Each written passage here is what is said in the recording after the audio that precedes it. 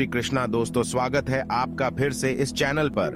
दोस्तों, सच्ची श्रद्धा से कमेंट में जय श्री राधे कृष्णा जरूर लिखें। दोस्तों, वर्तमान समय में हम जिस युग में जी रहे हैं उसे कलयुग कहा गया है।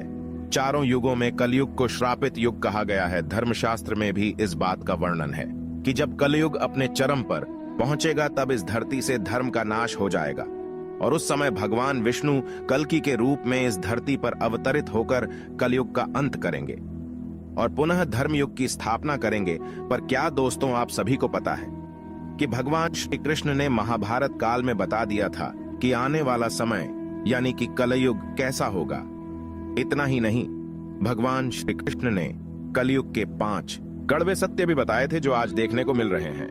वह कौन से हैं 5 कड़वे सत्य? दोस्तों, यदि आप भी जानना चाहते हैं तो इस वीडियो के एंड तक बने रहेगा।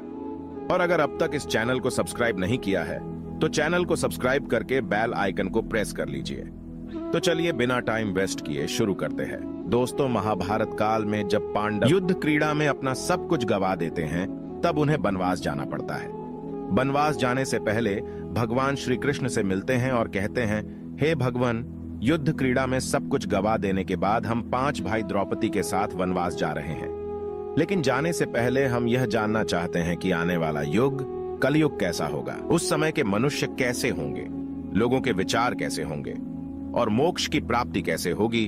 पांडवों के मुख से यह सारी बातें सुनकर भगवान श्री कृष्ण थोड़ी देर सोच विचार करते हैं और फिर पांडवों से कहते हैं, पहले आप सभी वन जाइए और वन में जो भी आपको जो कुछ भी दिखे वह आकर मुझे बताइए, तब मैं आप सभी को इन प्रश्नों का जवाब दूंगा। अब भगवान श्री कृष्ण के कहे अनुसार 5 भाई वन में चले गए और वन में जो कुछ भी उन्हें दिखाई दिया उसे देखकर वह हैरान हो गए।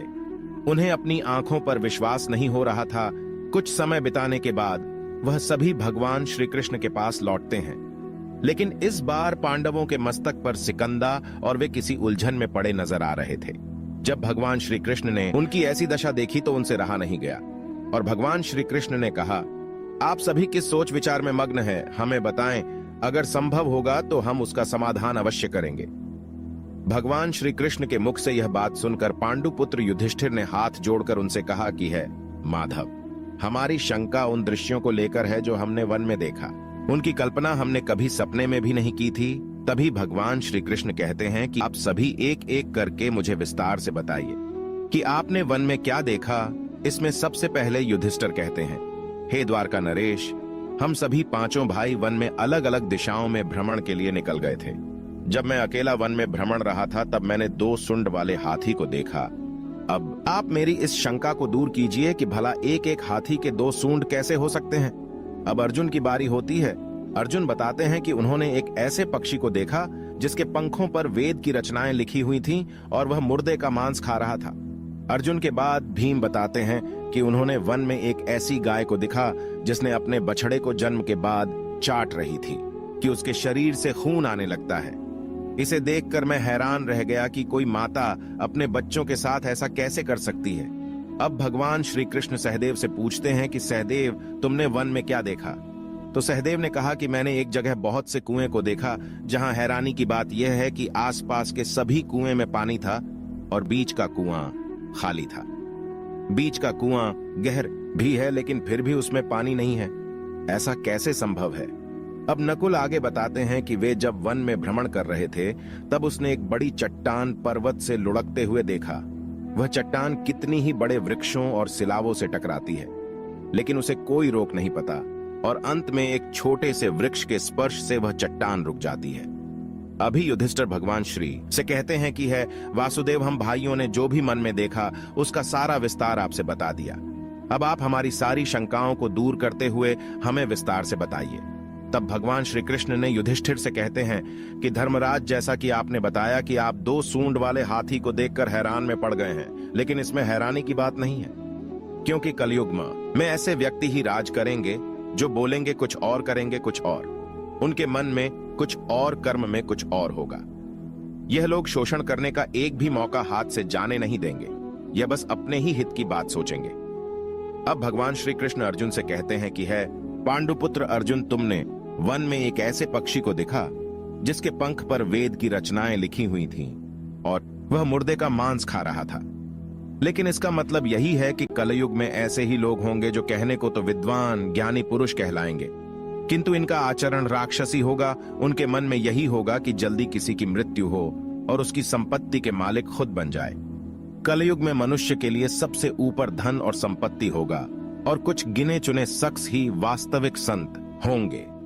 इसके अलावा कलयुग में ज्यादातर इंसान अपनों को ही ठग कर आगे बढ़ने के विचार में होंगे। अर्जुन के बाद भगवान श्री कृष्ण भी हमसे कहते हैं कि हे भीम, जैसा कि आपने देखा कि एक गाय अपने बछड़े को इतना चाटती है कि उसके शरीर से खून आने लगता है, ठीक इसी तरह कलयुग का मनुष्य अपने बच्चों पर इतना प्यार लुटाएगा कि उसका विकास रुक जाएगा। एक माता की ममता अपनी औलाद की मोह माया और संसार में इस तरह बांध के रख देगी कि उसके बच्चे का जीवन नष्ट हो जाएगा। अगर किसी का बेटा घर द्वार छोड़कर साधु बन जाएगा तो उसके दर्शन को हजारों व्यक्ति जाएंगे, किंतु अपना बेटा साधु बनेगा तो वह रोएंगे, विलाप करेंगे कि मेरा बेटा गलत रास्ते पर चला गया।